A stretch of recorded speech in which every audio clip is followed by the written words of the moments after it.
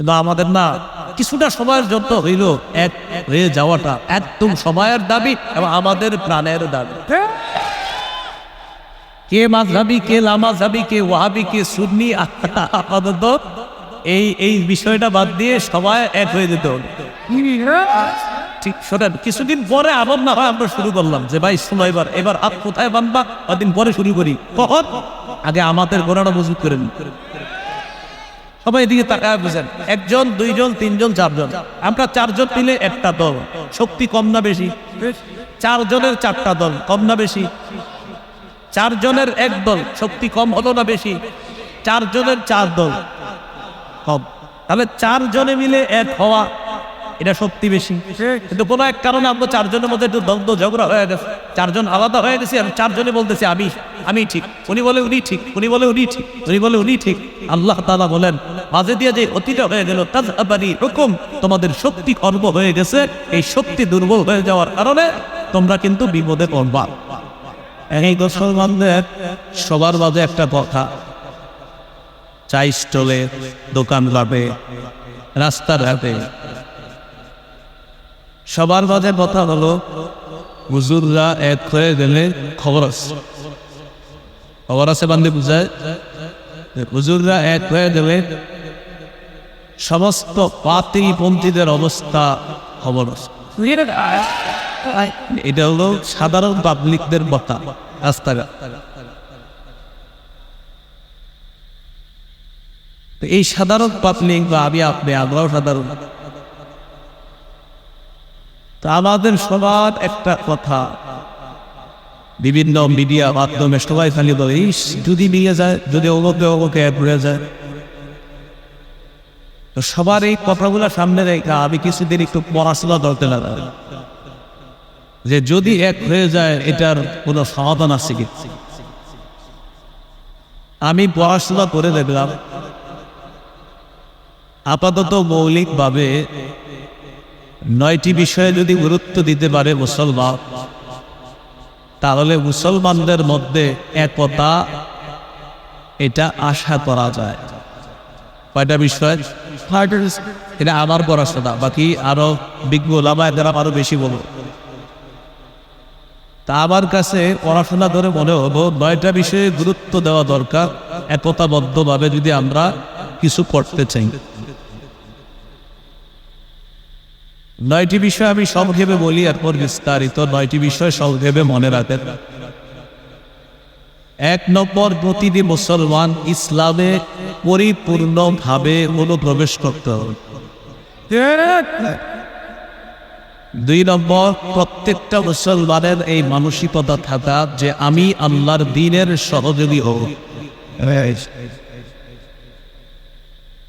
3 নম্বর, ভাতৃপ্রেম বাড়াতে হবে, ভাতৃত্বের সম্পর্ক বাড়াতে হবে। 4 নম্বর, ঝগড়া বিবাদ কমিয়ে আন্তরিকতা বাড়াতে হবে। 5 নম্বর, দুনিয়ার বিলাসিতা বর্জন করা। 6 নম্বর, অধিকার আদায়ের লড়াই অব্যাহত রাখা। 7 নম্বর, আল্লাহর কাছে প্রত্যেকে দোয়া করা, আল্লাহ একজন যোগ্য নেতা দরকার, এই যোগ্য নেতা আপনি বানায় দেন যার মৌলিক কাজ হবে 4টা, সেটা আমি আলোচনা করব। 8 নম্বর, সুরা ব্যবস্থাকে গুরুত্ব দেওয়া। 9 নম্বর, শত্রুকে শত্রু ভাবা, তাকে বন্ধু ভাবার কোনো সুযোগ নাই, তার সাথে আপোষ করলেও এই হলো 9টা বিষয়। এটা হলো আমার ক্ষুদ্র পড়াশোনায় একতাবদ্ধ থাকার জন্য এই 9টি বিষয়ে মুসলমান গুরুত্ব দিতে হবে। এর মধ্যে 1 নম্বর, ইসলামে পরিপূর্ণভাবে প্রবেশ করা। সূরা বাকারা 208 নম্বর আয়াতে আল্লাহ তাআলা বলেন, ইয়া আইয়ুহাল্লাযীনা আমানু দুখুলু ফিস-সিলমি কাফা।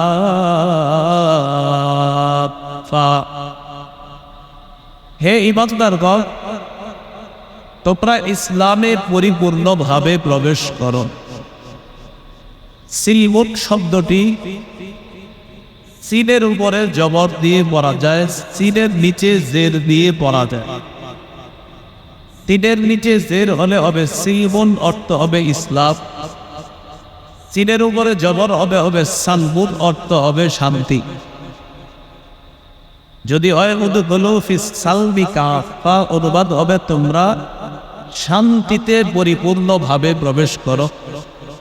আর যদি হয় ফিস সিলবি কাফা, তাহলে অর্থ হবে ইসলামে পরিপূর্ণভাবে প্রবেশ করো। সাহাবায়ে কেরামের বিশাল জামাত, তাদের দাবি হলো এখানে সিলমুন পড়াটাই বেশি উত্তম, অর্থাৎ ইসলাম অর্থ নেওয়াটাই উত্তম। সুতরাং আমরা আয়াতের অর্থ নিব, হে ঈমানদারগণ, তোমরা পরিপূর্ণভাবে ইসলামে প্রবেশ করো। তাহলে আপাতত মুসলমানের 9 করণীয়র 1 নাম্বার করণী, কোথায় পরিপূর্ণভাবে প্রবেশ করা? এখন গুরুত্বপূর্ণ কথা, ইসলামে আমি পরিপূর্ণভাবে প্রবেশ করেছি কিনা এটা জানার মৌলিক 5টা আলামত আছে। প্রথম হলো ইসলামে পরিপূর্ণভাবে প্রবেশ করা। তো মনে করেন করলাম, বলতেছি হুজুর জি আমি প্রবেশ করলাম। এখন আপনি ইসলামে পরিপূর্ণভাবে প্রবেশ করেছেন কিনা আপনার মতে 5টা আলামত যদি দেখা যায়, তাহলে আশা করা যায় আপনি ইসলামে পরিপূর্ণভাবে প্রবেশের চেষ্টা চালাচ্ছেন। কয় আলামত? এই 5টা কিন্তু এই 9টার মধ্যে না। নয়া কথার প্রথম কথা ইসলামে পরিপূর্ণ প্রবেশ করা।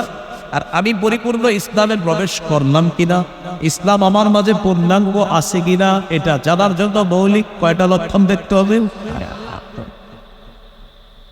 বলেন আমার সাথে, আত্মসমর্পণ, ইখলাস, বিশুদ্ধ আকীদা, আখলাক, লেনদেন, এই 5টা। 1 নম্বর আত্মসমর্পণ করা আল্লাহর কাছে। 2 নম্বর ইখলাসের সাথে প্রতিটি ইবাদত করা। 3 নম্বর বিশুদ্ধ আকীদা রাখা। 4 নম্বর উত্তম চরিত্রের অধিকারী হওয়া। 5 নম্বর লেনদেন স্বচ্ছ থাকা। এই 5টির মধ্যে প্রথম লক্ষণ হলো আল্লাহর কাছে আত্মসমর্পণ করা। সূরা মুমিন বা সূরা গাফিরের 66 নম্বর আয়াতে আল্লাহ তাআলা বলেন, قل إني نهيت أن أعبد الذين تدعون من دون الله। কে মাযহাবী, কে লামাযহাবী, কে ওয়াহাবী, কে সুন্নি, আপাতত এই বিষয়টা বাদ দিয়ে সবাই এক হয়ে যেত। ঠিক শোনেন, কিছুদিন পরে আবার না হয় আমরা শুরু করলাম যে ভাই শোনো, এবার আপ কোথায় বাপ্পা, কদিন পরে শুরু করি। কখন? আগে আমাদের গোড়াটা মজবুত করে নিন।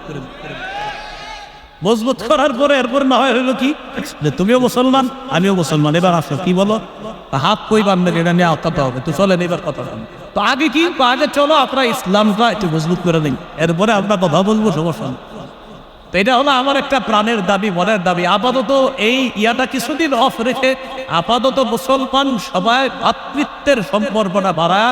যদি মুসলমানরা খালি আপনার কিছুদিনের জন্য এক হয়ে যায়, আর কোনো মতে যদি নির্বাচনটা হয়ে যায়, মুসলমানদের এদেশে ইসলাম ঠেকানোর সামর্থ্য দাও।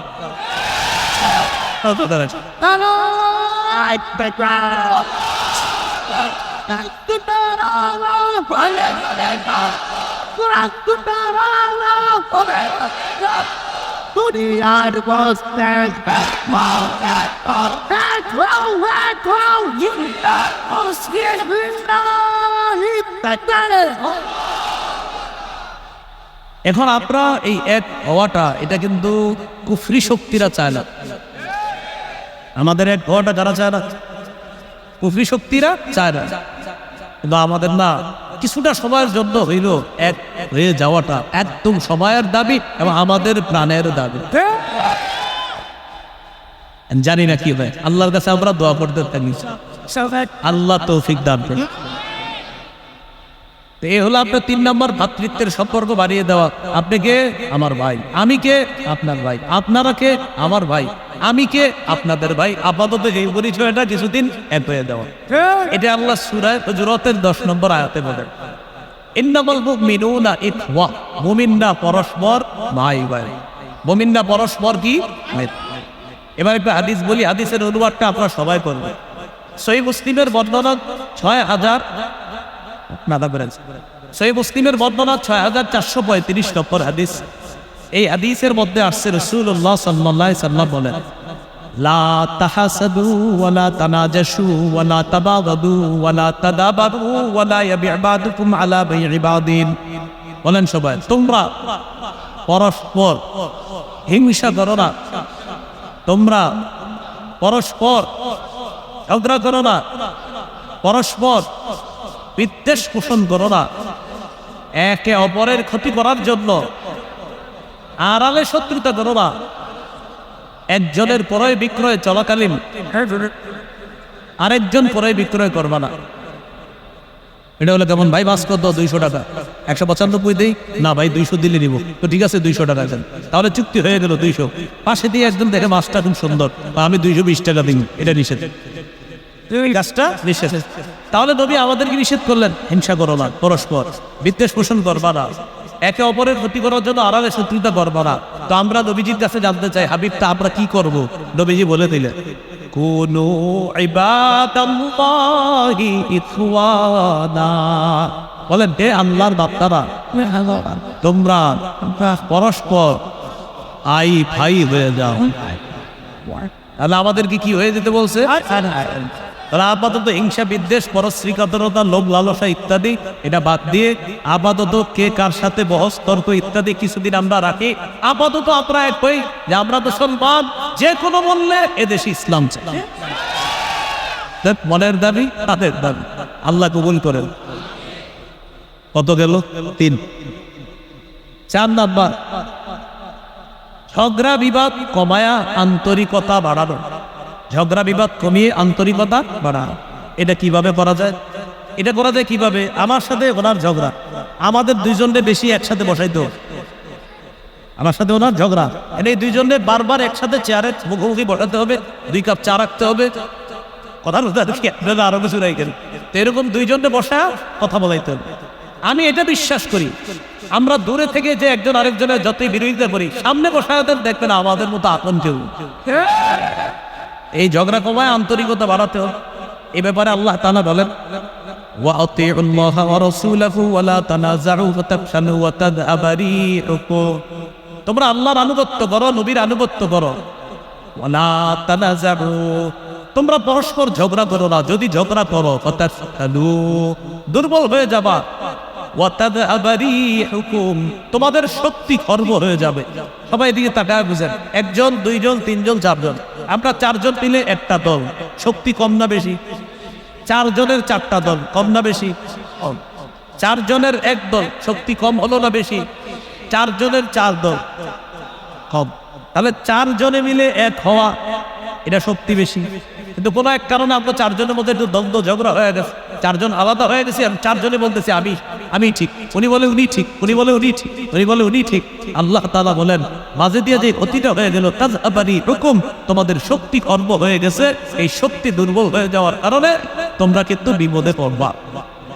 এই গেল আপনার 4 নাম্বার। 5 নাম্বার, দুনিয়ার বিলাসিতায় মজে যাওয়া যাবে না যুবক ভাইয়ারা, দুনিয়ার বিলাসিতা বর্জন করা। তিরমিজির বর্ণনা, রাসূলুল্লাহ সাল্লাল্লাহু আলাইহি সাল্লাম বলেন, লাউ কানাতিদ দুনিয়া তা'দিলু ইনদাল্লাহি জানাহা বা'উদা লামা সাকা কাফিরাম মিনহা শারবাতা মা।